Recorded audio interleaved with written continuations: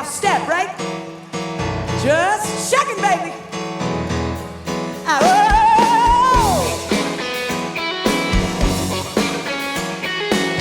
Yeah.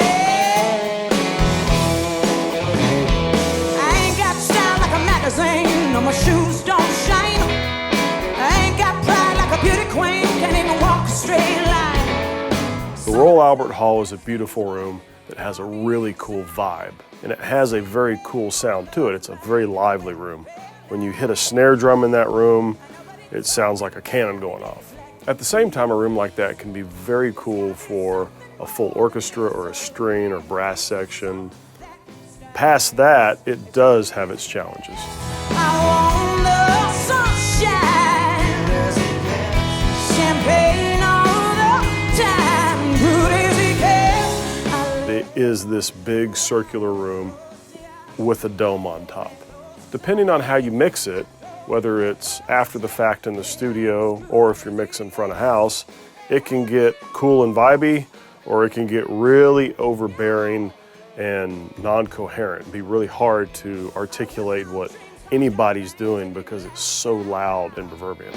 When the sound screams, it is good indeed, and my mama proud.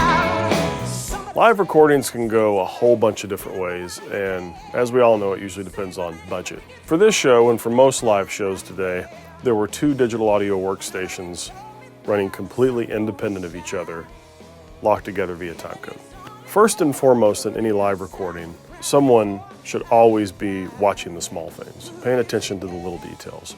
Because when you're in a live recording environment, especially in a high-profile venue like Royal Albert Hall, and you got a video crew, an audio crew, and a band crew, and all these people. And so if every person on that team is not looking out for the little stuff, someone may very well overlook that, hey, the ribbon microphone on the guitar cabinet is actually turned the other way. Or a microphone got bumped on one of the drums and it's now not facing the floor tom, it's off to the left, closer to the bass amp. It's that combination of all the little stuff that can sandbag you. And that's what you have to look out for, more than, oh my gosh, how are we going to pull off this whole event? Well, it comes down to the details.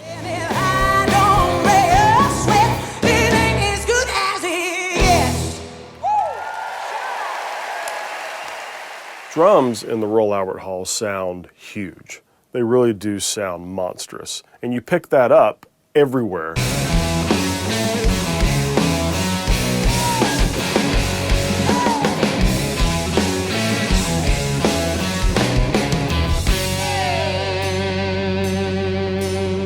For the guitars, you really need to lean on for a live recording. You have to get those direct mics, and you have to make sure it sounds good at the source. On John's guitar, he was running 2 completely separate guitar amps. Mostly one for clean tone, and the other one for distorted or lead tones, that kind of thing. When you're doing a live recording, sometimes microphones that sound good in the front of house aren't the same microphones or the same sound that you're going for the recording. So there's 3 microphones on each of the rigs. You got a dynamic, a condenser, and a ribbon. We recorded all 3 of them, even though all 3 of them weren't going to the front of house. The key to making that work is to make sure the diaphragms of all 3 of those microphones are the exact same distance from the source, from the speaker. So if you just take the time to go in and massage those mics, get them exactly where you want them the first time, you don't have to deal with it the rest of the process.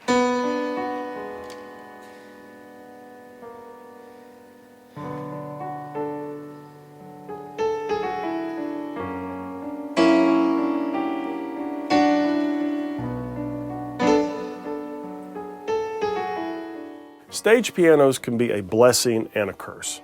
You have a lot of presets, you have a lot of sounds to choose from that have been EQ'd or manipulated or have an effect on them. Some artists will gravitate towards having a brighter piano sound that cuts through a mix. And that sounds great live. Of all the boards I've played, by far it feels and it sounds the most like the type of piano I like to play. The great thing about Beth is she's not only a very gifted piano player, she's choosing presets or sounds in the stage piano that not only work really well with the band, but pair very well with her voice when it's just her and piano on the solo numbers in the middle of the show.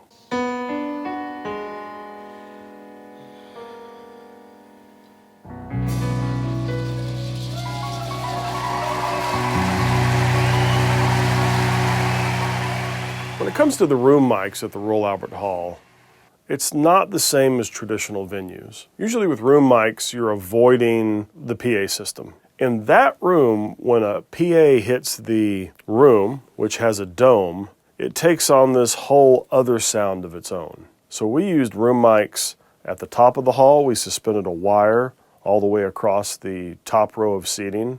We had some microphones in the choir loft behind the band on the stage. And we also had some traditional stage mics for the audience that were on the corners of the stage facing the audience. So we had all our bases covered. When it came time to mix, those microphones on that wire at the very top, that was the sound. You're not hearing artificial reverb. The majority of the sound is the band and Beth in that room. Thank you, guys. And thank you, God. Help me be alive.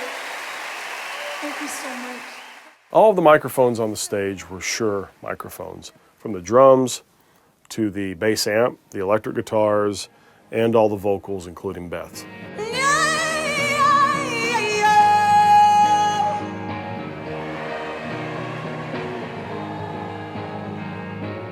Get along, child, get along, child, show 'em how to do it. She's using wireless SM58s. Shure makes some of the best wireless systems out there. When you're dealing with a venue that's in a very congested city, having a wireless system that works really well without interference is important. We had no issues there.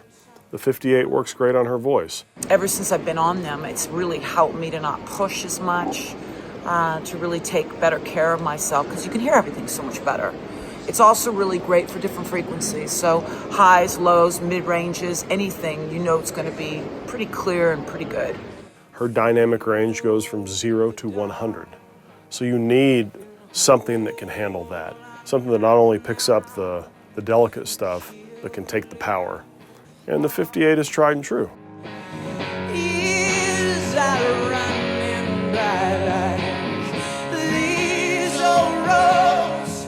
There's also a lot of Yamaha on that stage, from the Yamaha drums to Yamaha basses to her Yamaha stage piano. Beth and the band are very big advocates of Yamaha. Not only do they sound great, but the other important thing about Yamaha gear is it holds up. You know, they're doing constant touring, date after date after date, night after night. The stuff's getting thrown in and out of road cases, and they don't have huge repair bills to show for it. Stuff shows up, it works, sounds great, everything's good. The audio for Beth Hart live at Royal Albert Hall was recorded for 5.1 at 2496 wave. It is 4K video, so we're recording at high def as well. It was all recorded in a truck through Sony preamps, monitoring back on an SSL console and ATC 25As. Then we brought it back here to Sweetwater Studio B, which is a ATC 5.1 room. ATC 45s behind me, left, center, right. ATC powered 20s on the rear, left, and right. Subwoofer Pro behind the desk, and a SSL AWS 48. So when you're using ATCs and you got a singer like Beth Hart and a great band, and you got an SSL and a great room, you gotta try really hard to screw it up.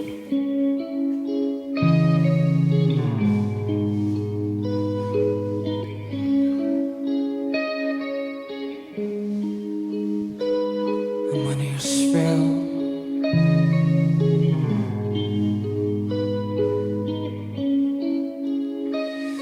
And it ain't nobody's business.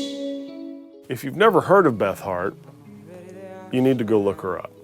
She is one of the most powerful, soulful singers and songwriters in popular music today. And to watch her perform is an exercise in power and versatility. If you watch nothing else, go to the last track called Caught Out in the Rain, go halfway through it, and just watch what happens. That's all you have to do. Day-to-day, yeah, yeah.